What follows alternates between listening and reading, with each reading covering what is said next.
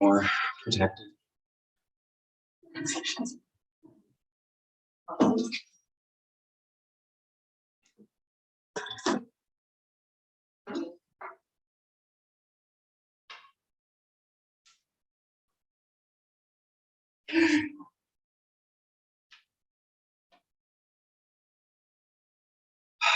The spinning wheel suggests to me that we might be live to people we can't see or hear.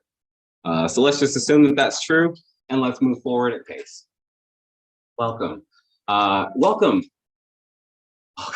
I'm overwhelmed by how excited we are.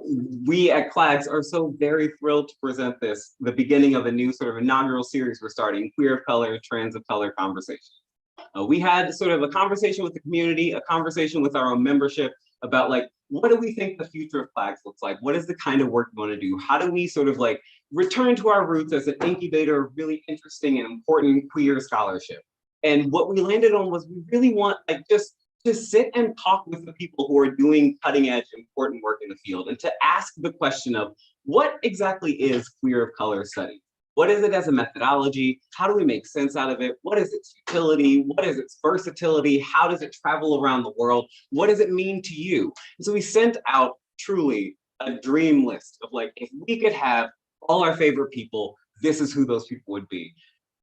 And holy shit, we got the kind of lucky that just feels auspicious and all the things. And so we're starting strong with just like some people who have some incredibly interesting ideas. And part of what I love about this series is that it is an occasion for every person to sort of show up in their own way and bring what it is they want to bring. Maybe it's a piece of the thing they're working on. Maybe it's an idea that's sort of still in formation. Maybe it's a thing they've been gestating with their entire career, right? This is the space in which to ask the question, what does queer of color mean to your work? And how does it sort of like show up in the way in which you arrive in the world as a scholar? And what I love about the idea of this as a conversation is that we really sold it to these people as that. It's like as interactive as you want it to be, right? Space for questions, space for you guys to engage as much as you want. And we really, really, really want to encourage that engagement. Like this works for us best as a conversation, as like a place to think about what works here, what's sort of like exciting, what's generative, what are the limitations? And so we invite all of you, both here in the room with us and of course on YouTube and around the world, to participate in this really, really exciting conversation with some genuinely cool thinkers. And so I have just now had the pleasure of finally getting to meet after spending, we won't say an uncomfortable amount of time, but like a borderline weird amount of time Googling, just like our two presenters who I'm fully obsessed with.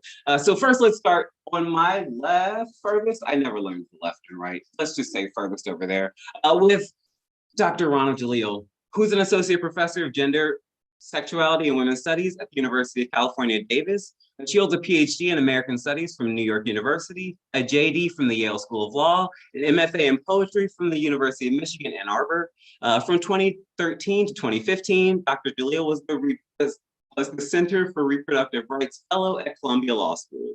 Dr. Jalil's work examines the politics of evidence, how concepts like reproductive labor, sex, gender, race, property, and sexuality are sustained or transformed through the recognition, narration, and redress of harm. Her first book, The Work of Rape, from Duke University Press, 2021, get your copies now. It received the Author of Color First Book Award from Duke University Press. The Work of Rape explores how the 1990s redefinition of sexual violence in international law, the prosecution of sexual violence as a war crime, crime against humanity, and genocide, owes a disturbing and unacknowledged debt to power and knowledge achieved from racial and imperial settler colonial domination. With AJ Bauer, Christina Beltran, and Andrew Ross, Dr. Jalil is the co-editor of the social text Periscope dossier, Is This What Democracy Looks Like? She's the co-editor, with Genevieve, help me out here. Plutario. Thank you, Plutario, of Amerasia Journal's special issue, Rethinking Gendered Citizenship, Intimacy, Sovereignty, and Empire. She's currently co-editing with Evan Sofsey the forthcoming South Atlantic quarterly issue, Queer, Trans of Color Transits, and the Global Imaginaries of Racial Capitalism. Dr. Jalil. And then I'll just go ahead and do the other one so they can dive into the combo. So the other of our amazing scholars, Evan Sofsey.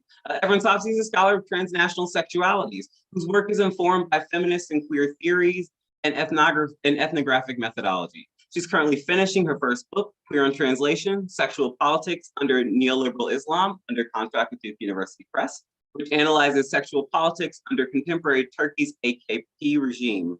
As she wraps up her first book, she's starting a new research project on failures of Westernization, analyzing sexual practices that were deemed uncivilized and heavily discouraged or outlawed by the Turkish Republic, such as Islamic matrimony, cousin marriages, arranged marriages, and polygamy, that are still practiced today. Stasi's work on the intersections of language, knowledge, sexual politics, neoliberalism, and religion has appeared in the Journal of Marriage and Family, Ethnographies, Sexuality, Political Power, and Social Theory, Theory in the Event, and the Journal of Feminist Studies and Religion.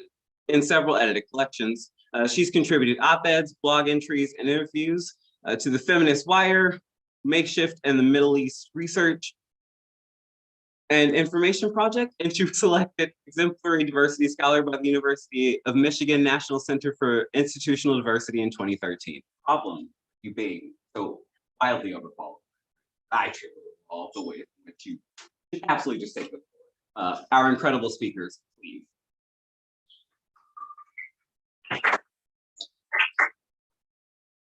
Just say that everyone's book is out. Queer Translation is out from Duke University. But she never updated her bio on her website. I didn't update mine either, so I like we're in the same boat. But thank you for coming today.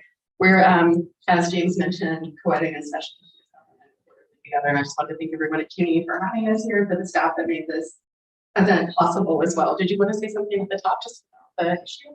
I think we can maybe start. Okay, then we can start. I'm gonna go first, and we'll just pass it off back and forth. But this is kind of how we're framing the issue, and we'll talk more about it. Maybe it's just worth saying, so this is work in progress. I mean, Yes. super look forward to any questions, any feedback, any thoughts, any one we should cite, any ideas. So it's not complete work. And thank you for.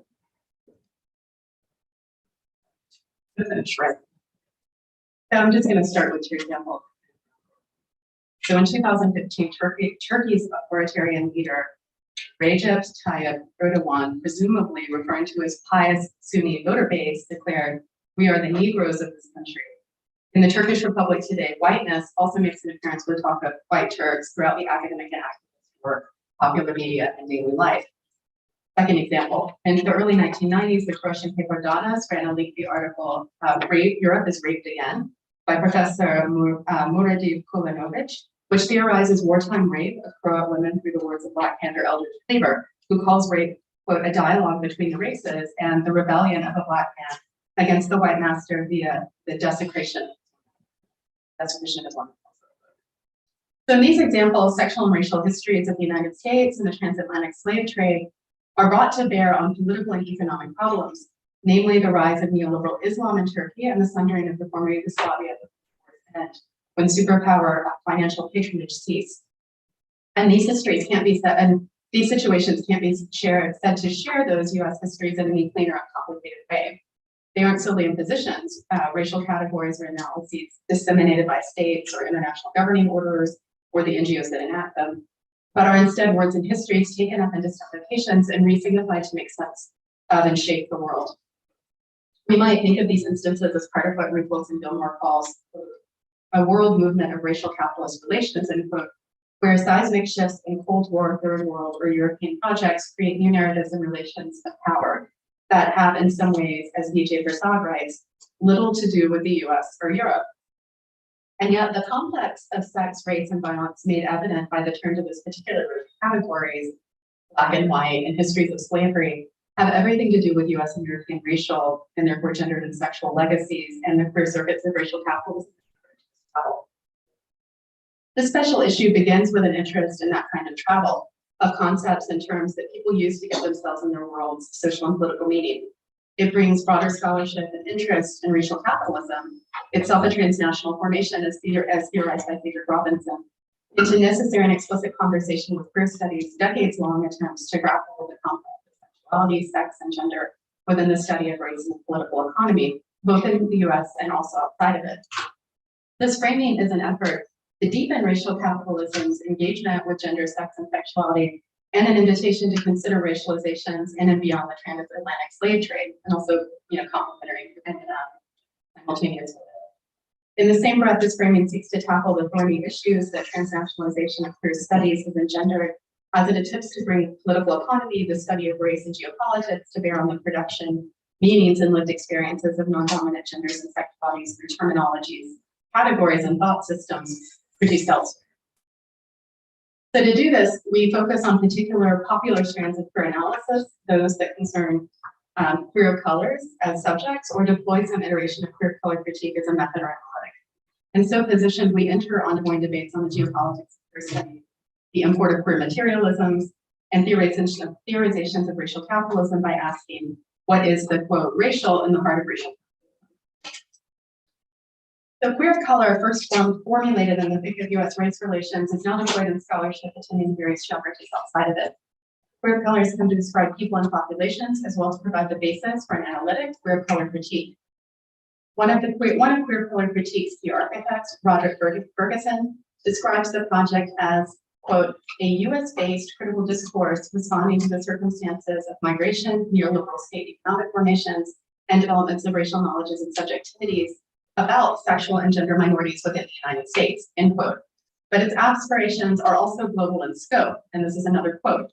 Rather than reproduce the pluralist elements of liberalism or the favoritism that Marxism is typically shown to class, queer color critique would engage race, gender, and sexuality not as additives for social formations, but as modes of difference that could help unpack social and subject formations on a variety of terrains, local, national, and global input.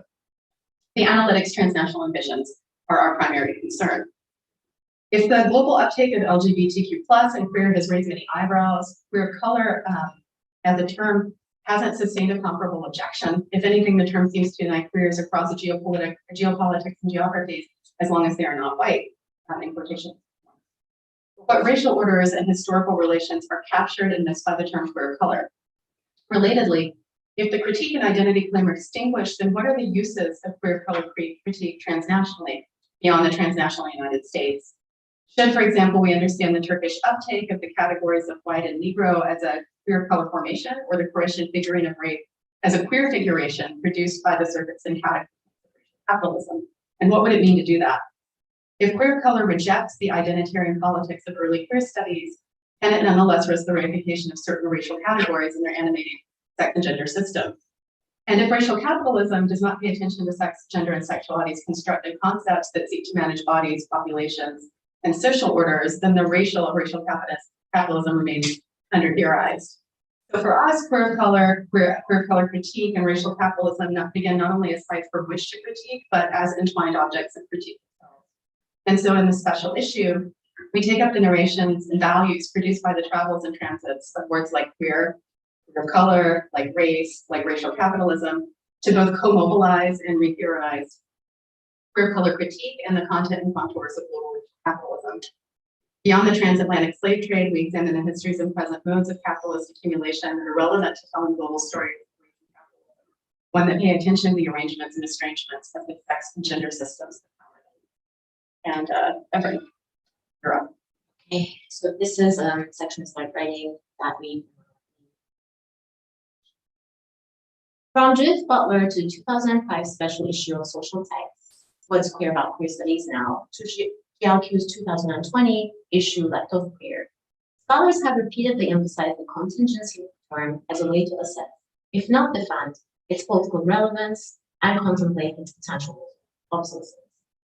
In 2005, What's Queer About Queer Studies Now announced a new queer studies, one heavily influenced by scholars associated with queer color critique, a formation marked by its attention to race, political economy, and geopolitics. The editors described their reinvigoration of queer studies as part of an attempt to expand the coordinates of the field as well as sex and gender. And I quote, "The contemporary mainstreaming of gay and lesbian identity as a mass-mediated consumer lifestyle and an embattled legal category demands in renewed queer studies ever vigilant to the fact that sexuality is intersectional, not extraneous to other modes of difference, and calibrated to a firm understanding of queer as a political metaphor without a fixed reference. A renewed queer studies, moreover, insists on a broader consideration of the late 20th century global crises that have configured historical relations among political economies, the geopolitics of war and terror, and national manifestations of sexual, racial, and gender hierarchies. The insistence that queer not prescribe proper objects or relations, an insistence that the 2020s left of queer reaffirms, stems from a number of concerns with the early and continual direction of the field and its ability to grapple with issues beyond white middle-class US sexual identities and relations. This has resulted in the explicit move away from sexuality as queer studies proper object to a queer studies that runs towards historical emergence. In the aftermath, queer might now contend with race and geopolitics, with various Marxisms and postcolonial inferences. All of these were once, perhaps, not proper objects. But do improper objects remain? Or better yet, how does queer, a term whose less than liberatory possibilities have been theorized through homonormativity, homonationalisms, etc., as put in bad service by governments and populations to police behavior, shore up borders, or otherwise assemble control. So that queer, how does queer come to be put in bad service conceptually in bad relation? For instance, in an International Feminist Journal of Politics article entitled Drawn Disorientations, the author discusses, in quotes, how unmanned weapons queer the experience of killing in war. Such liberal uses of queer and queer theory, a queer theory unhinged from its historical roots, have been critiqued perhaps most prominently by the scholar Paget and Bloom. While Amin is not particularly interested in bad uses of queer theory, he is nevertheless concerned by the field's disconnection from its historical origins and seemingly endless flexibility. Queer as a verb, queer as a name for the strangeness of things, queer as an unexpected orientation. Once queer is understood as a sign without a fixed reference, it risks its critical potential. And yet the response to the expansiveness of queer is not to locate the better or more proper attachments of queer theory, historical or otherwise. Instead, we might hinge queer back onto the historical material conditions of sexuality and raciality, and think of queer of color alongside renewed examination of the transnational racial capitalist circumstances that enable it and that it enables. Building on these observations, our introduction to the special issue puts some pressure on what counts as a historical emergency, subject to privacy, and asks, when is an improper object a historical emergency? Is the Turkish use of liberal and white term a historical emergency? Is the portrayal of racialized war rape via ethno-religious difference in the Balkans as a US-style race war?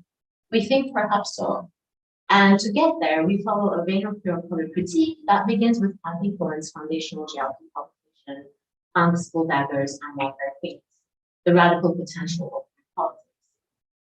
For Cohen, heteronormativity and sexual politics function as a sorting mechanism for a neoliberal capitalism invested in partition.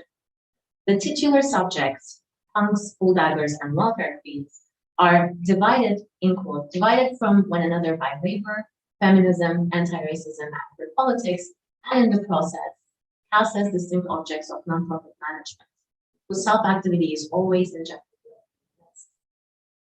Beginning here opens the door to a transnational analysis of critique and queer of color critique by putting pressure on the categories that comprise queer and of color, and on the contours of racial capitalism and queer materialist inquiry.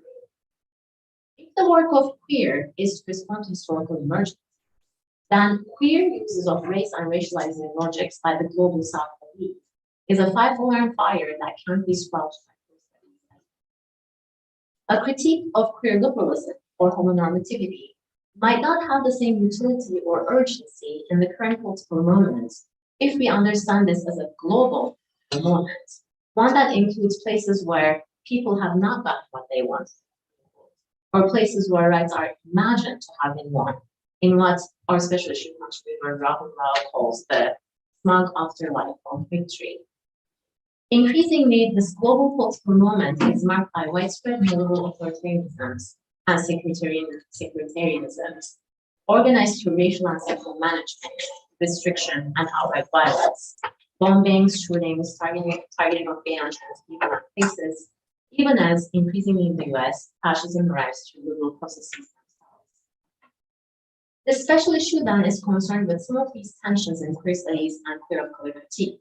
The flexibility of the uses of queer, the skepticism of the global travel of queer that is matched with an equal ease with which queer of color seems to travel, and the outcomes and some racial categories, and the outcomes of such easy travel of US racial categories and logics of racialization, the bad uses of race. Beginning here gets us closer to the issue raised in, among other places, the recent social text special issue, Left of Queer, about the relationship between queer and materialism, and how the perceived impasses between them, and I'm quoting from Poirier, effectively truncate potential claims for alternative conceptualizations of materialism, whether in terms of the economic impact.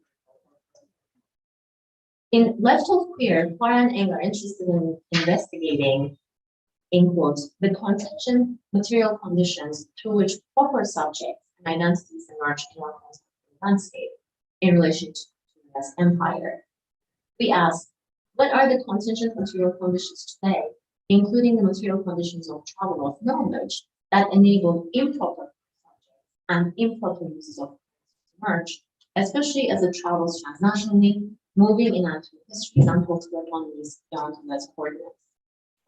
Anjali Arandikar commented as early as 2004 in the piece CLAGS that, and I quote from her, an implicit and sometimes invisible US nationalism undergirds most discussions of nations. This means that when race travels globally, it often either comfortably travels in its US categories, or many geopolitical elsewheres are imagined to be always already racially marked, populated with racial others of the empire.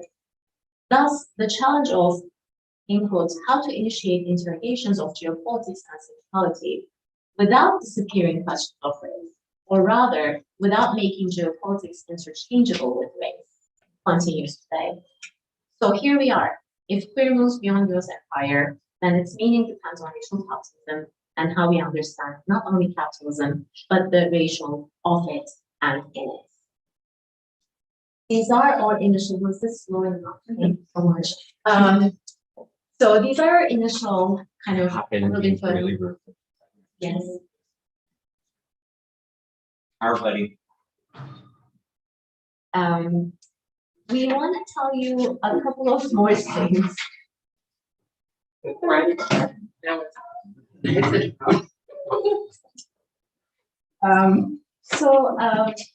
We started with some of these thoughts. Obviously, not everything is written up, but this is what we have to share. And we also want to tell you a little bit about the contours of the special issue itself. We are slotted in for the January 2024 issue of South Atlantic Quarterly, and here's our tentative table of contents. So this is we try to do the unusual suspects or non-suspects. We ran and I read in the introduction. Should I go through this? Sure. Okay. Petrus Leo is contributing a piece called Common Relativity to Racial Capitalism. Rahul Rao is contributing a piece called, these are all tentative titles. Racial Capitalism, Past Capitalism, Homo Capitalism. What do identity and capitalism do for each other? And Tayyad is contributing a piece tentatively titled The Ubiquity of Asia, Psychodrams, Fireworks, and Spectral Marxism. Serena Bassi is contributing a piece From Mass Life to Social Life, Wages Due Lesbians, Queer Workerism, and the Sexual Imagination. Nella Tomosowski and Rana Jalil are writing a piece entitled Post-Socialist Racial Capitalism, Rethinking Sexual Slavery, and Therapeutic Communities. And then we also have a roundtable where we asked several authors who want to have more people and more, I guess, more work represented in the piece. So we also chose to do a roundtable on these themes that you've heard about. So we have Swati Shah, Howard Chang, Durga Mitra, Shahid Chittos, Christopher Hansman, Devanesh Gupta, and Jao Gabriel. We didn't get everybody we wanted to chat about, but mostly we the rest of the world really, at the end of the day, applies this. So we ended up with only authors who are stuck in institutions. But this is where we are at, and we're super excited.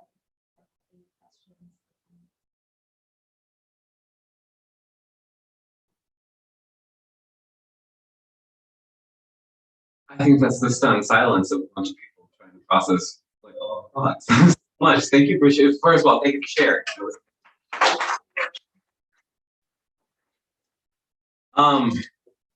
iFlex is not our friend. We're struggling our way through sort of collecting some questions from YouTube. But if people have them, do be sending them through in the chat. Of course, people in the room have them. Happy to hear them. I guess I will launch us first with the question, which is just like, so the pitch for us was like, what does queer of color studies look like in your work? Or in what way is it a useful methodology? I guess my question is kind of just that. Like, in what way is this a useful methodology?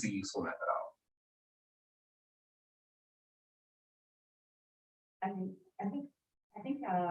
it's a very useful I think it's a very useful methodology, especially for examining the coordinates of U.S. empire, the way that the term developed, especially that, you know, it came out of a certain trajectory. We're trying to think about what it means for the trajectory to stand. So it's not a project that's against queer color critique. It's just trying to think through some of what it means to nationalize it and to do it in ways that take seriously the differences that you encounter when you change spaces. And it's also an attempt to bring racial capitalism.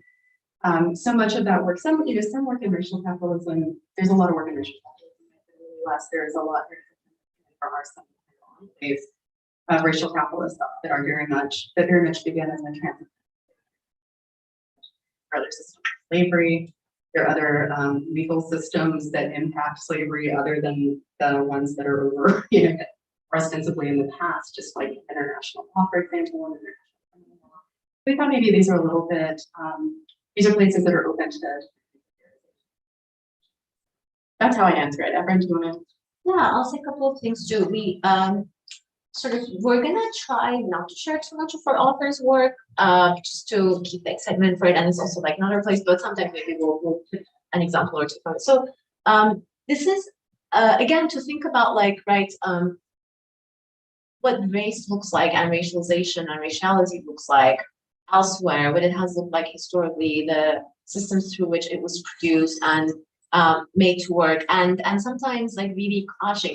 So the reason, and we'll probably expand on this a little bit in the intro, the reason why the example of Erdogan, like basically situating a Sunni majority in Turkey, like alongside of like Black history in the US, is because for him, it's a story that will automatically tell, like it's a reference that will automatically tell a story of oppression. And so it's a known story, while this is a government that has been going after the Kurdish citizens, like with all its might, also before this, not just this government, the state, but this government has continued it very forcefully. So what does it mean for certain racial categories to be so legible and recognizable while others aren't? So we're kind of in some ways adding to the one of our roundtable participants is, for instance, writing about the Ottoman Empire's trade from East Africa and the castration of eunuchs, and the way in which religious otherness and racial otherness are inseparable in that history. So like race needs to become a different kind of category almost to also encapsulate difference. And in fact, like, you know, Rana's writing and Neda Timosowski's writing also thinks about the category ethno-religious through the Balkan Wars. Okay, so then what happens when we think about that as relevant to history and today? So we're trying to like kind of write it, like just open things up a little bit and add other perspectives. But I think to answer your, like, I feel like I just realized I have not. I think we grapple with the critique because we do find it very useful. Otherwise, we'd be like, it works in America, it doesn't work anywhere else. But I think it does, because the way in which raciality and racialization and sexuality and capitalism come together, it tells a differentiated, in some ways, global story, right? It's not the same everywhere, it's symmetrical, it's differentiated, but it is relevant to a lot of moments and places. It's just the way it works out needs, I think, more like other categories, other maybe coordinates. There's a room full of people who might have questions, please. Yeah. If you don't have. I'm from the Elizabeth Apology program here, and hearing kind of the challenges and tensions presented by transnationalizing critical theory studies and the concepts that move around within it. I thought a lot about like commemoration and circulation and the problems faced when the illusions of circulation and the implications of it when you think one thing moves into another space, but in reality it's not the same. And then you talk about this a lot. There's these incompatible or contradicting definitions for the same categories that people are engaging with in order to move within theory. So I was wondering if you engage with that in your discussion or thinking about it. And I was specifically thinking about an article on commemoration by Refundier, and I looked it up because and Joseph Hankins, it's called To Bind and to Bound Commemoration. Really, really good at getting into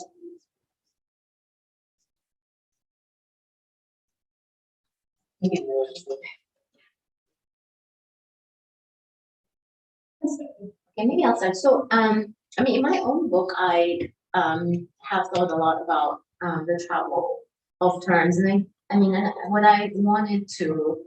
There were lots of things. I think, I am from Turkey. I grew up in Turkey, but I also have lived in the US for a long time, and I found it really frustrating that there was only one way to talk about Muslims, the homogenous group in queer studies, even with the best of intentions. Because, like you can't millions of people that are all victims, like there are lots of very complicated stories that happen. But I think that the way in which I approached it was to say, it's not like, can this term be applied? Can it not be applied? Is it a systemic violence if people are calling themselves gay in Turkey or Syria or Egypt? But to say like, how does it travel and what work does it do? It's not should it, shouldn't it, does it, doesn't it, does it work, does it not work? Like getting out of these modes of analysis into it clearly does travel. What work does it do? What kind of disjunction? And I find those moments to be very curious. And I mean, we are both horrified and perplexed by the examples that we started with. What kind of world makes those moments possible that US racial categories travel and can be used to express an alleged oppression in those times. So, but this reference I had not read. It's very, very useful. So thank you so much. I don't know if this answers your question. Yeah, no, definitely. That's the second example about the Europe is raped again with the Eldridge Fever being called the same rape in the Balkans. I heard about that in the first chapter. I love a little bit more because there's also a nod here explicitly to US feminisms, which are credited for giving make sense of the very complicated conflict that even now, feminists and other people who are working in the region, are pointing out that the way we understood the conflict then, until even very recently, has been through the production of these camps that were nationalists or non-nationalists. They were called that, but whether or not those terms actually apply to what we're doing, there's a lot of question around it. Some of the ways that some of what I've thinking about too with these ideas of commiseration, I think everyone or just that or exactly like what you talked about. There's only so much you can know. And so that's always going to be that's always going to be an issue. That's always going to kind of undergird these projects, the way that things move about, the way that terms move about, the ways that theories move about and philosophies move about. And the connecting that back in the case of the former Yugoslavia to how destabilizing the end of the war was in terms of Yugoslavia was not alive. and its actual geopolitical formation has so much to do with the way that rape and sexual violence and feminism like entered that moment. And so there's, I think so like commiseration may or may not be, I'm not quite sure actually now that I'm thinking about it. I want to read the article before I say anything about it. I think that's really interesting. I'm trying Can I jump in with a YouTube question? a YouTube, oh god. Right. I keep trying to. This one comes to us from Ash Smith, who's asking, I've been struck by the way in which your work is based in field work and embedding yourself in the context you're studying. How do you contextualize your own roles, impacts in these contexts? I guess I do, but not here. I guess I take that to be a general question, so I'm just gonna answer it the best I can. So, I mean, clearly this is like, I'm gonna go outside of this because here we're trying to do mostly concept work in this special issue, but I do field work. And I do think that the field work affects the field the way anything affects the field. And I, you know, like I really kind of a graduate student who I can, whose pain I can help alleviate. So I did a lot of like even though I grew up in Turkey, even though I had been in the US for a few years when I went back for the field work, I did do this like, I no longer live here, like, am I using this field? What am I doing? Will my participation, like, and of course, like, you know, anybody's participation in anything, the world's gonna change with or without. There's also that. So, but I think then there is a way in which you can own that, like instead of like recognizing that and then thinking of yourself as an active participant and part of, in my case, the social movements that you're working with, like instead of being the embarrassed and apologetic researcher, you can also be, I don't dare calling myself an activist because I don't think I put enough time. Like to me, like it's easy, I mean, I could, but I don't organize enough to consider myself an activist, like compared to the people I call activists. But I'm very embedded in the social movements and the world that I study. So I guess I try to be a part of it, and I try to be, I mean, I am a long way part of it. The book is done, it's been done for a while, but I don't think my work is done. I guess it's easier for me too, because I do work on things I really care about. So I am not just intellectually interested in them, I'm politically and, you know, otherwise interested in them. But I do think that we have to accept that we affect the worlds that we enter, whether it is for research or any other reason, right? Like, and that happens in everyday life. So I think it's a really good idea to be aware of that within and outside of. Good job. Question. I have a question. So with this talk and everything we've also seen, there's like two kind of things that stick out for me. One question that I have is, I guess they're kind of related, is like media representation. I'm not a scholar. This kind of blows over my head a little bit, but I do like maybe like terms like feminist or queer. Like these terms have been around before I was born. And there's like all these representation of what that should be, or like a bad feminist, post-feminism, popular, like all these terms, neoliberal, and sometimes I feel like it gets a little bit like muddy. So I guess my question is something that I came up, like I'm not from the East, but like Afghanistan, when we invaded, and like the Taliban, there was like, in the media, I was very young, but I feel like there was this like feminist sounding, like we're gonna help girls, or we're gonna help queer people or trans people, but I feel like a lot of the representation is like very hypersexualized, and not that that's bad, but it's almost like, do you see that almost like we still have this idea that queer or trans bodies, I don't know how this really resonates with like sex work, but I feel like that kind of is like coming up, at least for me, in the sense of like, as a scholar, are you guys, because I know rape and war crimes, but also like the aftermath of like what happens to these bodies, because that's how society projects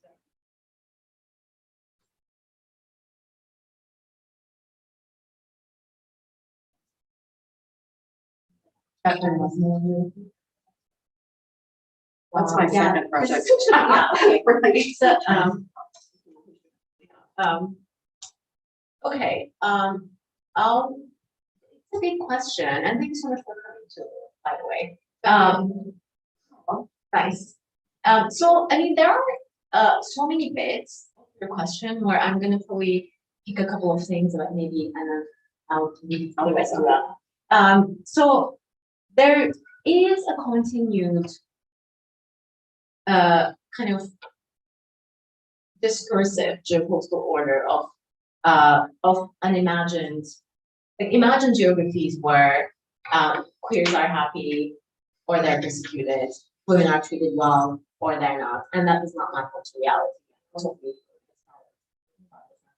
Like many of them, like as a reference. So that work is really, really important. One thing that we are trying to do in this issue, not to circle everything back, because we think that, like to reference now a kind of like an older is collection, but like scattered hegemonies. We believe that hegemonies are scattered, and we need to understand their relationship between the kind of global capitalist and governing elites, and the kind of context they're in. So like not to imagine power is located in one space. So we do agree with and I think that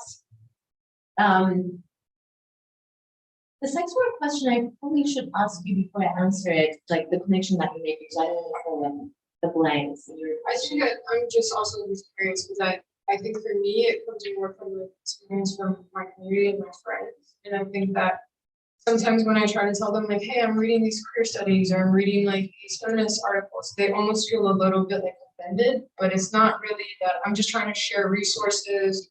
So I'm just wondering if do we hypersexualize like trans people, people of color, just in media and magazines? And even though we're being more inclusive, is that also we're putting, I know representation is like a thing, but I don't know, I was just thinking like when a lot of the information that you guys are telling me is like new. So it's like, is it because I'm almost conditioned? With the information that I have, like I'm not the scholar that's been analyzing your study. So, but I think your question comes down to like, how are people do this, right? Like, what are their good and bad ways, right?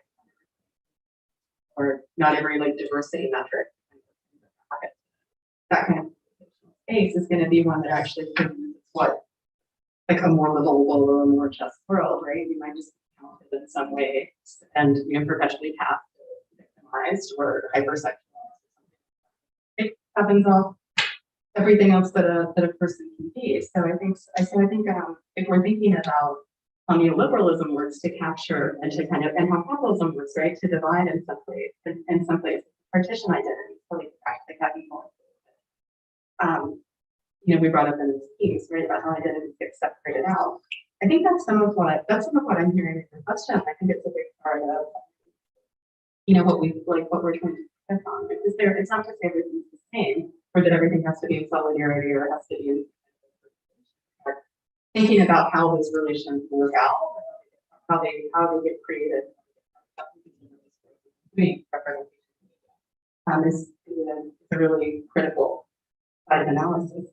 One last thought, and then we'll totally think. This is something that I've been talking about in class, like these couple of weeks.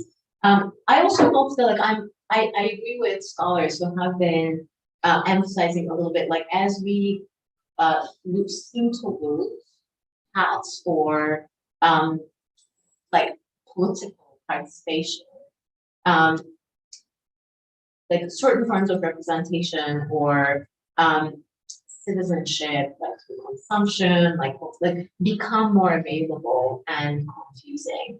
I think that the representation question, the media representation question, I find important, but I also always have to think of other forms of representation or participation in political life that we're kind of letting go and trying to fill that, like, because it's not available. It's just like wasn't That's also something.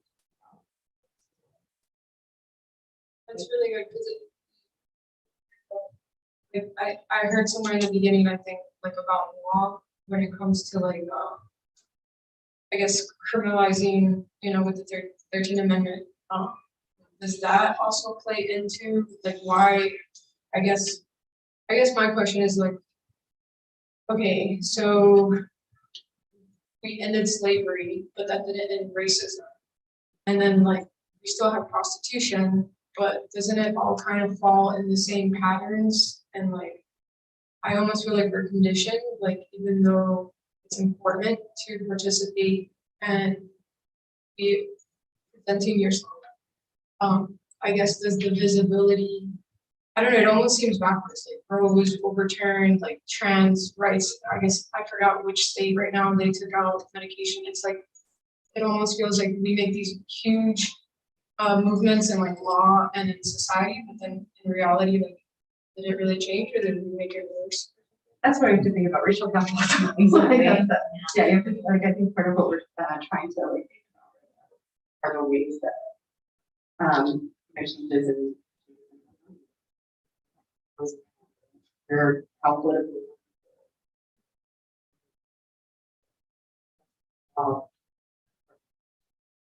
represented. Thank you very much for your.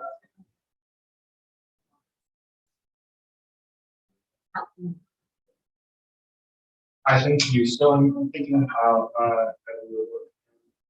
when troops get the rights, perception of those tropes, like there's just power. That's because I think I'm already familiar with it. Clearly some familiarity with what is the reception that happens on the ground? But does it seem the same? Does it seem like there is a homogeneous terms are used singular, or is there more complexity? That's a really great question. Can I have you maybe repeat the question? Yeah, of course, yes, and we'll find out if I'm understood. She says I have my sources. Ask that question. So the question is about the reception of this travel and the complex and contradictory meanings that might emerge. So we are doing just the conceptual. If I were to do a study of it, I'd be very curious about how this gets and because I am interested, I don't believe that at all. But I think some of the things that our authors are doing are thinking about we have only 5 main articles, and 2 of them are about China, and that is not a because that really like that story. I'm bringing China into the question of racial capitalism throws so many wrenches into how certain stories of capitalism are an empire. So Petrus Lee writes about sort of a different kind of race. So it's not looking at how West race capitalism, but how in Taiwan, political parties that are divided through ethnic lines don't even map onto progressive versus regressive or like right versus left, and he's kind of studying a completely different racial landscape and the kinds of injuries and violences that follow from that. I'm trying to think if we have anyone who's looking at the current, like the kinds of examples we have given, and we see that. Don't exactly. Our intro isn't supposed to describe everybody else's. That's the standalone. Yeah. That's another thing. Yeah, exactly. But I do really appreciate the question, and I think that is one way in which one can have a good look at that kind of travel and what it does, and what it's like, what kind of complicated power articulation. Because it makes me think, not only do we follow these proper in our terms, but they would be proper on lots of terms. Right. Right. I mean, I'm more of, like, actually, I have encounters, this is gonna be my non-ethnographic because I'm home all the time. Whiteness so much in ways that are really disturbing, and like, not only is it irrelevant, but it is used as a, like, instead of first of all, it's almost like, does the work of class. It's funny because, in America, I understand that because people don't know how to talk about class. They call like certain people white. One, they need kind of bourgeois sometimes. But in Turkey, people have been talking about class forever, and now all of a sudden it becomes about white. And I'm not, it's, to me, that's a very fascinating and insane thing. And I want to know more about that, and I will talk to you about that, but it won't be here exactly. This happened in among Korean trans activists. Like, there was a case of a trans activist being told that she's acting white because at a meeting she asked someone to behave more professionally, and then there was like, and she's been pressed out of the trans activist organization that she was a worker of and a member of. But it is like, to these, I mean, this is fascinating. I don't have an analysis or so yet, but I can share with you. But at least I have like lots of stories that I literally, I don't even research. I encountered, like, I hit up against this in everyday life. I probably notice it than other people do, because every time I hear this, it's like, it's such a shocking thing to hear. But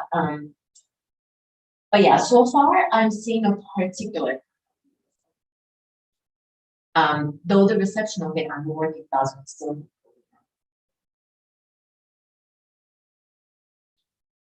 Can you hop in and ask a question about exhaustion? I'm really intrigued by the point you made at the beginning, that like you were looking for people around the world sort of project, and there was a real sort of like burnout around the rest of the world around how to engage or address these questions. I wonder about the sort of like travelability of your colors concept. Like, I wonder to what extent does the US centricness sort of produce a kind of like limitation to its utility, or a kind of constant need to keep making it into something so abstract that like there's no real there. Like, I wonder about like how far can the term go and still mean it? I don't answer that. I'm really interested. You want me to- because I've been I think the first thing to kind of point out with the authors that we tried to get is that they were, they were in places where, sometimes there were, actual conflict, so they were, so the world, got in the way of like the writing, which is something that I think we're going to write about. I think also like, so I've been a little resistant to thinking a queer color critique is US centric, exactly, just because it came out, when it came out, it's coming out of it's like in the middle of like it's coming out post Kaplan in the Empire Turn and Good Studies. So it's very much trying to intervene on the US, like the US as a space, but also trying because of diasporic studies and everything else that's gone on. It's got some, it's not just about the US, right? Like it's bigger than that, but because of how the university itself works, and not like your book is great on this, and like I do some work at university, like critical universities, and like Bailey University studies.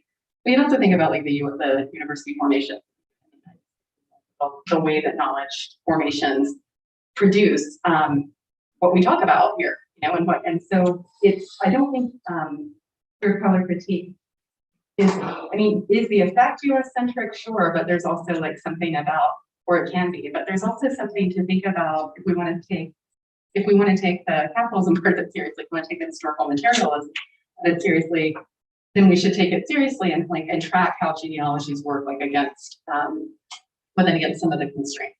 So, to go back to Matt's work about queer studies and a production of certain places in the US, certain campuses, certain kinds of areas. It's good for some people and not for others. that kind of component is interesting. I think something that we'll explore a little more as we move through. You should go now. By the way, I just, Can you tell the bosses? I'm also afraid of the drone. Like I just. The owl is your friend, don't. be I have afraid. one. I have two of them for my department. I call them drone 1 and drone 2. So, They're unsaid. yeah, it is. They're very inside. I guess I'm gonna maybe a little bit. I was gonna also go to Matt's book and say that so in some ways the reason why some people couldn't participate at all and some people couldn't participate in the capacity they wanted was actually completely material. It's not an epistemic exhaustion. It's not about the like you know, one of our authors is in Beirut and like who knows what hours of the day you're gonna have electricity. Like that kind of, I mean, this takes it a little bit up a notch from the queer queer studies of the CUNY system, but it is like very infrastructural, very material, and it's cruel to expect people to try to prioritize something like this when they're just trying to make it through play. We tried very hard to try to be like extend deadlines, but we can't really bring infrastructure. That's what needs to happen. Like just giving people, and then one of our authors almost participated. Other kinds of conflicts elsewhere, and then there's able to participate like in the capacity. So it was kind of like this. So it was like people were actually really excited about these questions. And who gets to do that? Like who has the material circumstances under which they can do things is a huge part of the story. And as we try to tell a transnational story of something, the fact that we utterly fail, and we have time, like that's the thing too. Sometimes things are rushed, and that's why we had time. We were given a lot of time when we applied, as in we were slotted into a pretty late issue. We had a lot of time to, and everybody at the beginning was in, and then watching who had to drop out over time is really very telling. But I also, and this is something that before we finish the speech, John and I are gonna work out. I'm more on the U.S. centered state and not as more graciously, but I also think more epistemically it ends up being that. So it's not that. I agree with you. That different in I the just sense want that to step exactly in. the university, the university ends up being, and then the knowledge production. So I guess the materiality of knowledge production being, and the geopolitical realities of that being part of the travel and the conditions of travel is part of the story that we tell. But I don't think that people think that it's conceptually exhausted. In fact, at all, like if anything, the opposite. People think it's interesting, invigorating, something worth thinking about, and then there's a power outage. It's a bit more like that. And then yeah. So, person. Well, first of all, I would like to young and welcome to the stage. My question is, how can queer color theory document transnational trans, queer, and queer experiences without reshaping how these groups self-identify using their culture terminology, rather than how trans, queer, and queer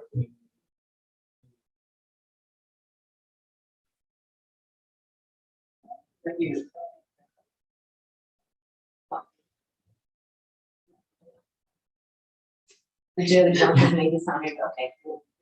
Okay. So this is something that we're. Sorry, I hate it. Can you repeat the question? Yes, Or we is- can repeat the question. Thanks for reminding me. Look, You're good.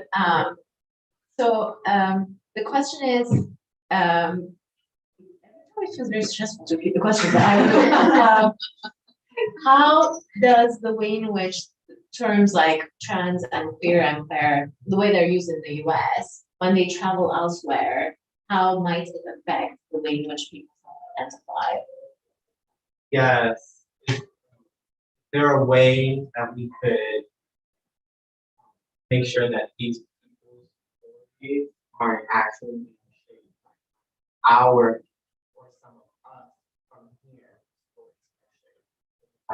they can. Right, their right. cultural- I repeat that too. Is there any way we can make sure that the experiences and the terms here and the way stories are told?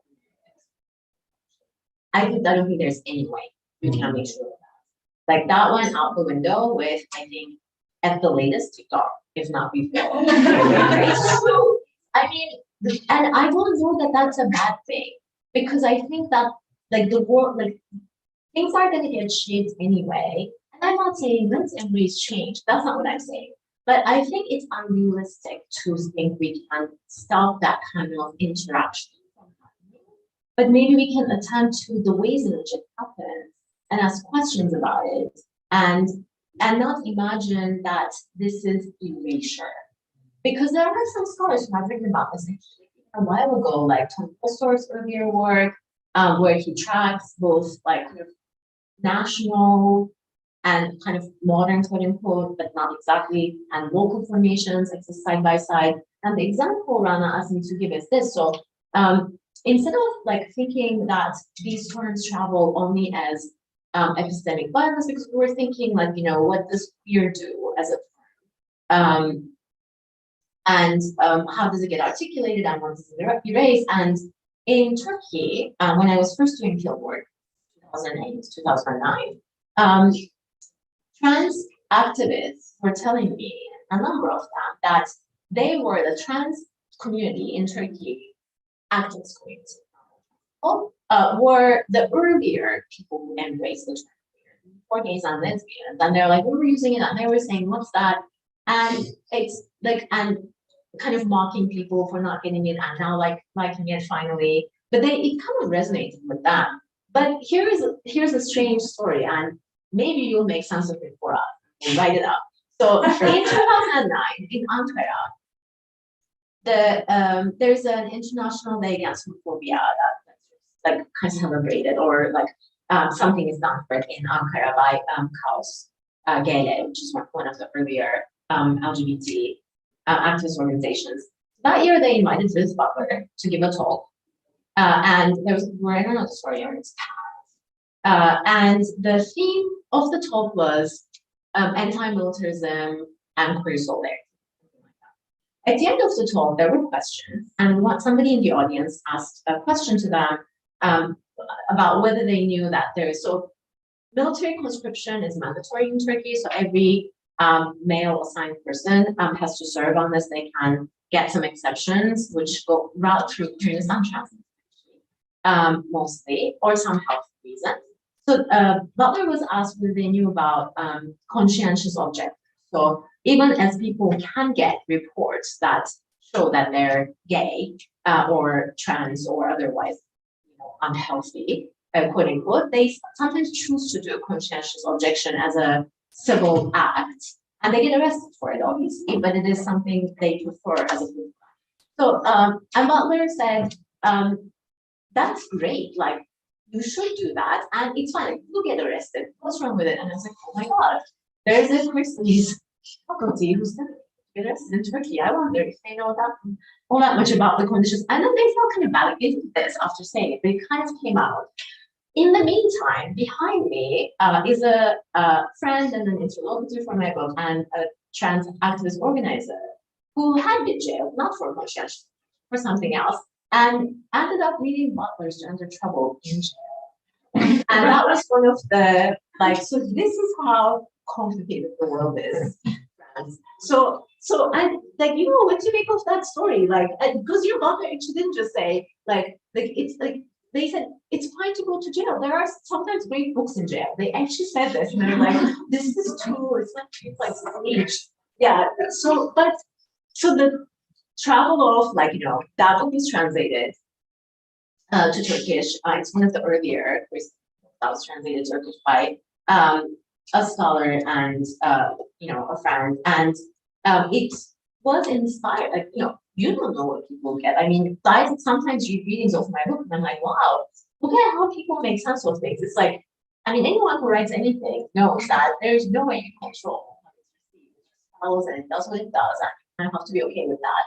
So it's interesting to think that these things will travel and they will land in an unexpected way. Sometimes violent, sometimes beautiful and surprising, sometimes who knows what. And these moments even happen where a reader comes together with an author in a really weird way. But this is like I read this. I guess the short answer is that like you can't really once there is transnational contact of this intense, where people are watching things, reading things, listening to music, like all this stuff, everything will change in different ways. But I think we can attend to what travels under what circumstances, who's read, whose music is listened to. But I think ultimately the effect is never full erasure of something. It's maybe more like morphing, but and sometimes in ways that like I too get nostalgic about like this and that no longer exists. But I also like I do, but I also do see that like the shifts are not like purely bad, or they're just like they're strange, and we try to. Yeah, I hope this helps. I think I hope that, yeah, I hope that helps too, but just to say, like, the epistemic versus the experience are always like the conceptual versus. Like, those distinctions are really, I mean, they're wild, it's really wild out there. And in here. I actually, thank you very much, first of all, to really proliferating very important. As I heard here, and also like table contents, and one of the things actually that kind of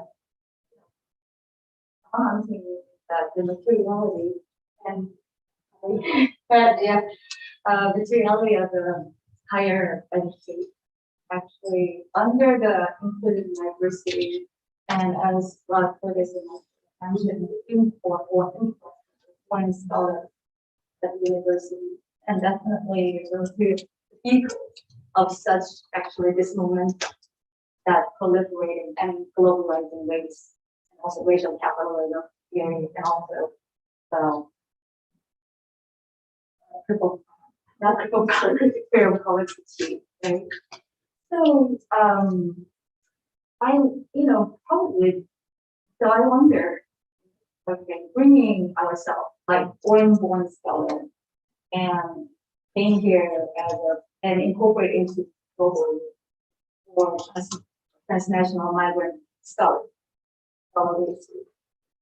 and any sort of self-reflexivity here, and kind of extend the conversation, and not to, of course, as kind of like not to import of this once again dehistoricizing and critical critique or dematerializing critical critique, and there's always this kind of like tension once again, and as it import as a critique, and this estrangement of the local versus, and of course we try not to walk onto that binary, conceptual binary, but what's the tension there? And also I wonder, is there any kind of interesting examples that you see and you're in your book content, your story, and observing our own locality and our own tribality, and also we as human being or researchers keeps going, the shifting and very, very a lot of different, multi-failing grounds of, policies. So I'm not really getting what I want to get, but I guess I'm opening the terrain of the conversation. So if any of the thoughts came into you, or so yeah, the scholars that you invited into a conversation have any kind of reflexivity in their research, and if anything that you can share, and that. Insofar as Scholarly reflexivity questions. level of. I feel like I'm a. There's scholarly reflexivity. Is there any reflection of like where the location of the and positionality of this? I actually have an example that brings you, like, can I give you example I know, like, That sounds scary, but sure. okay, so for Okay. instance, I we did trust you. what, like, part of the process of this, special issue, which is part of its most exciting thing, is because we have time, we try to do as much together with our authors as possible. So we, as part of that, with the main article authors, we did a workshop last March, for which we asked people to circulate something. And when Rahul Rao circulated some ideas on, and if you haven't read Out of Time, you must first thing. It's a brilliant book.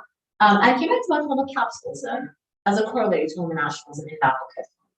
And when we were discussing this, and this is the beauty of, like, you know, getting together and thinking together, Rana had this great question of like, why homo? Because the and we were, as you know, he has both India and Uganda as cases. Well, like, he was mostly talking about, I think, India in that piece.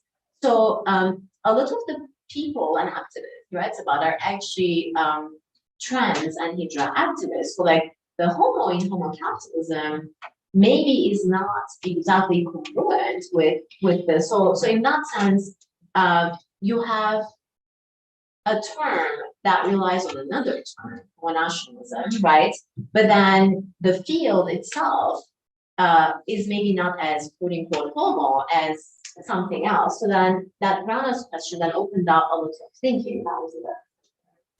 I think people, I think, thank you. But that question of reflexivity, I think people, maybe the articles aren't grappling with it as directly as we hope to do in the intro when we think about like how the university.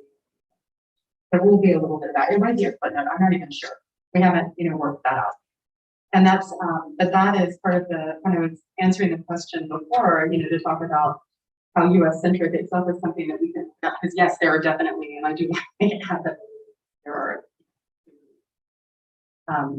epistemic that a lot of people have talked about, but also just in the way that this works, thinking about the development of fields and knowledge taking, but that it's not always like, these are bad things that you can't use. That's the tension, right? Navigating between the materiality being and working station, but also knowing that the station has these certain kinds of effects because of, where you're located in the world. So that, I think, is the code. That's how we're gonna maybe approach it. Like, we're still working that out. But that's one way there to like get it. And throw a YouTube question your way. All right, this one is going to be from Ari, and it's for both of you. How might queer, trans, of color, especially studies of nationhood and citizenship, be influenced by scholars' geographies, such as those who write as people living in the U.S., the imperial core? Do you feel that there are certain trends of thought produced that are connected to our locations, or maybe areas of study that are more or less prominent depending on our location? What's your advice for how young scholars can move towards a more transnational mode of study? No, I talked about something. Can I ask to repeat the question? I will absolutely end in full. This one comes to us from Ari, and it is for both of you. How might queer and trans of color studies, especially studies of nationhood and citizenship, be influenced by scholars' geography, such as those who write as people living in the US and the imperial core? Do you feel that there are certain trends of thought produced that are connected to our locations, or maybe areas of study that are more or less prominent depending on our locations? And what is your advice for how young scholars can move towards a more transnational? Thank you.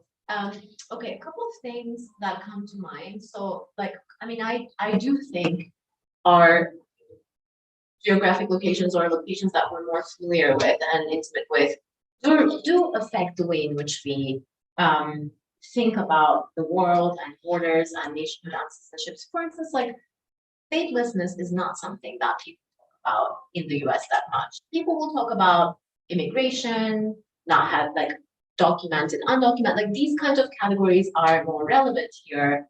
though Rana and Ella will maybe talk a little bit about stateless. There are scholars who work, like whose work is based elsewhere, who are not necessarily in our specialty, for whom statelessness is something to think with, vis-a-vis. So these, and I think it's impossible not to be affected by your location in some ways, and your location within that location. Because I one of the things I try to do in my work, and we all do, is to really not redefine the local as one place, like this one nation has this one way of understanding, obviously not. But that's what I mean by your location within the location. But I think that there's also a lot to be learned from reading other people's work. Like you don't have to be from somewhere to know about that place. I mean, that's so I think that our instincts, maybe our intellectual instincts and curiosities will be shaped by our locations, but I think that there are a lot of beautiful things to discover through reading, but also collaborating, working with. And I think that's one of the sad things about graduate school, where students are not encouraged to collaborate because they're asked to produce like dissertations that are written by one person. Otherwise, there's really, and I find this to be maybe one of the, like, grad school is made to be so lonely in a way that it really shouldn't be and doesn't have to be, and it could be so radically different. But the way in which we value knowledge makes it almost mandatory that you are all by yourself. But I think there is still ways to go up against it a little bit, like reading groups, writing groups, sharing work, not being paranoid about sharing work if possible. There is no BT going. It's like it's a terrible setup, like literally to set up against knowledge production, and people nevertheless manage to think. So kudos to everyone. But you have more chances once you're faculty, and that was a big revelation to me, that I was like, wow, faculty like our own, just like they weren't doing this alone, and I didn't understand that one doesn't have to. So you can think together, you can think about, if you have the means, you go to conferences together, you can collaborate, you can you can sort of produce and you can learn from each other. So I guess maybe that is also my answer to the very last question about transnationalizing one's work. I think every location is transnational. That's why we have a quick bit in the in what we read, which says, transnational beyond the transnational America. America too is also transnational. But I think that maybe the best way to transnationalize one's work is through collaboration and collective thinking. And if you can't do that, I'll give you the cheap, right? Think about there's the imperial wars, and there are many imperial wars. There are many imperial wars over history. So look for other empires, look for other genocides. They're the usual suspects, but they're all over the place. If you want to learn more about how things work, you don't have to go the violent route. That's just the route. You might look at cultural productions, yes, like more. You might look at other things, but I tend to follow the violence. So. But yeah, you can do that, and if you just look for it and you're curious about it, and you find people to talk to. It doesn't have to be as scary, like have a lot of resources. Even a big group of grad students, a couple people on the internet as a place to start. Like it doesn't have to be insurmountable. And if you want to get connected with people, I should not offer for people to contact. I should offer. So you just write to Evelyn, she'll get in contact with me. No, I'm kidding. I think we've got time for one, maybe two more questions if someone's feeling bold. That felt high pressure. Hi. I'm kind of new to this conversation, so I'm gonna sort of get practical first for my best understanding. There's a lot of what your study is in your field of what you study, conversation. How does that translate in navigating the world? Whether it's in your local communities, your regional communities, national, or as you mentioned, transnational. I don't know that you need to. If you want to reframe that question for That's what we're calling it now. our owl buddy. You didn't even say it again. I think I can repeat it. So how does our work and our thinking and collaboration together translate into sites other than the academy? Is that a fair rendition? Yes. I have an answer, but it's a few sorry. I think a lot of times when you just do it's fine. I'll answer. I think a lot of times if you study things like your concepts, and it seems very abstract, but the abstractions are necessarily how we understand the abstractions and the frameworks that we're using to prove something that's worthwhile to look at or something counts as evidence, for example, matters in how we navigate the rest of the world. So I do a lot of, not a lot, but I do some pro bono legal work. And all of this seems very heady and disconnected. But I'll tell you, when we're sitting down to think about, I did some work with the American Association of University Professors around Title IX, for example, and recommendations to the federal government about what changes to Title IX should look like. None of this goes in, right, in a major way. But there's absolutely no way it's not influencing what we're thinking about, or how I'm approaching these in terms of, just the variety of different kinds of people. So that makes you question then just the direction of a policy that's very much rooted in, binaries like man, woman, or professor, student, or something like this. Like you learn how to open things up the more you push yourself to learn how to open things up, right? So it won't be a one-to-one payoff necessarily, but I think it does, and I think it can do really good things in really unexpected ways and at unexpected times. So that would be what I would say. And I guess, like when you say community, I immediately think about Turkey, so maybe that would be a very specific answer. But so, which I think is kind of like a nice way to answer and kind of add to your question. So when I am very much involved in queer and feminist groups. I know, and what's interesting at home is that the academy is not that segregated from political organizing the way it is here. So it's just, and it's not really about size. Like Istanbul is a city of 20 million people. And even then, like people work together, know each other, like there's a lot more implication. So the example that came to my mind is as we're working on this together, Anna and I, and I'm thinking about my second project, which is kind of going to be shifted a little bit from that earlier description that Jane shared with you. It's more about the political economy of monogamy. Right now, I did there's a Turkish language queer studies journal that is an academic journal, but it's a little bit different format than academic journals here. I edited their 2022 issue, and I made it about queer political economy because that's what I've been thinking of. It's only Turkish language, and there are a lot of really great and interesting graduate students who work in the US, whose advisors, I'm sure, will never allow that to publish their precious research in a Turkish language.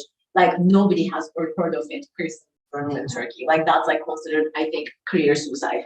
So unless you don't tell anyone, you publish it there. You also publish it in English language prestigious journal here, which, by the way, grad students, you can do that because nobody will know that you have published something outside the United States, like ever, probably.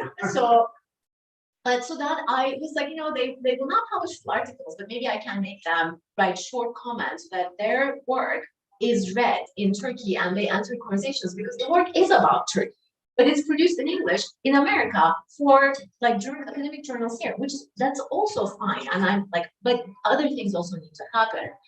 But again, like I'm giving you an example of creative work that's still a little bit more academic-y, but some of the people, so this is a journal that has a featured artist, like, so there are people who are not necessarily academics who have written pieces for the journal. And then we did a really cool kind of launch at a local feminist queer bookstore that brought a lot of activists together who had not seen each other in a long time. So that created then the material circumstances for like bodies and minds to get together to then maybe think about something else to do next, with or without me. But I like it when people come together because I think magic happens when people come together. So creating opportunities for that at home is something I try to do whenever I can. I mean, I also like advise, like I go on people's MA committees, like I try to do formal advising, but that is more academic. It doesn't really answer your question. Maybe this example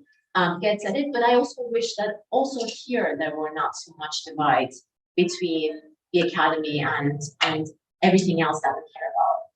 And I appreciate you making a distinction between Turkey and US, because academia here does feel very disconnected sometimes.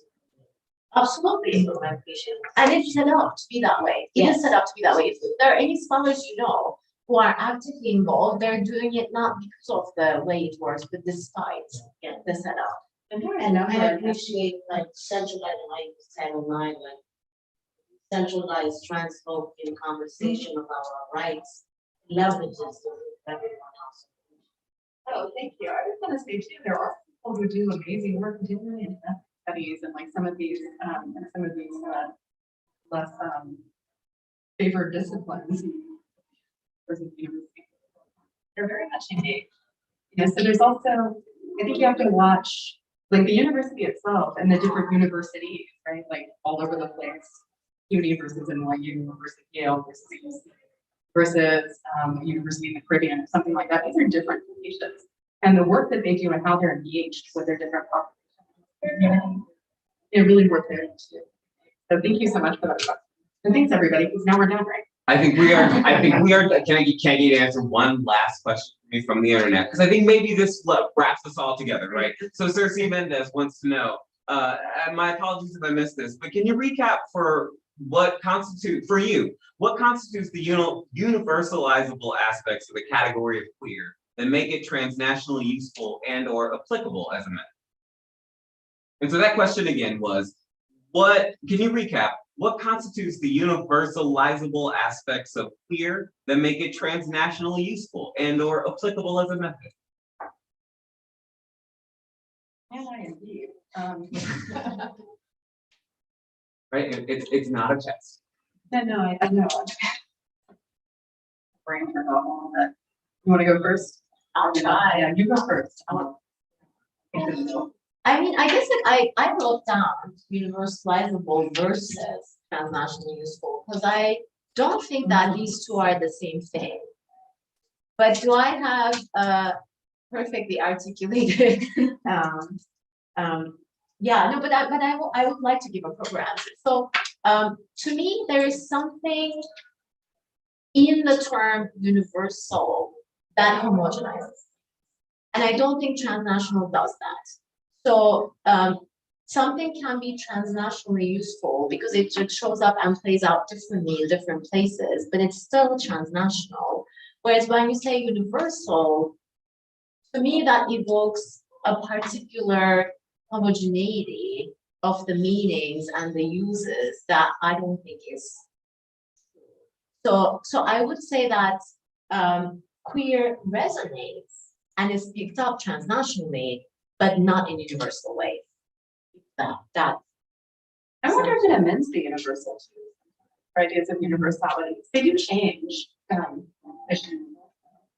historically, what counts as universal, and the concepts are, or even the concepts that are used universal, take on different resonances. Maybe that's in a different time periods too. So, I mean, I don't know. I mean, that's about as far as I've got. Yeah, no, that's good. I think that that's partially what we're also really invested in this project and our thinking in general, just to never not historicize.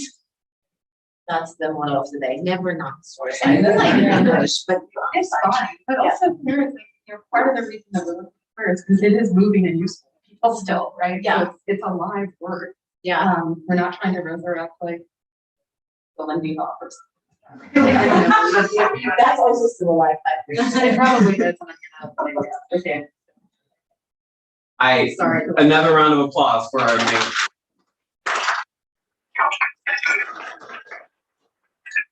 And one for our fantastic ASL interpreter.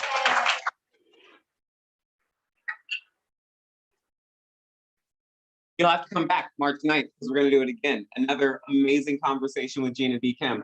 The nice thing about a conversation, right, is that it doesn't have to end here. We've got some brilliant people whose work you should absolutely be reading and following. And we please would encourage you to follow up with them and with CLAGS.org for all the other programming we're doing. Thank you so much for coming.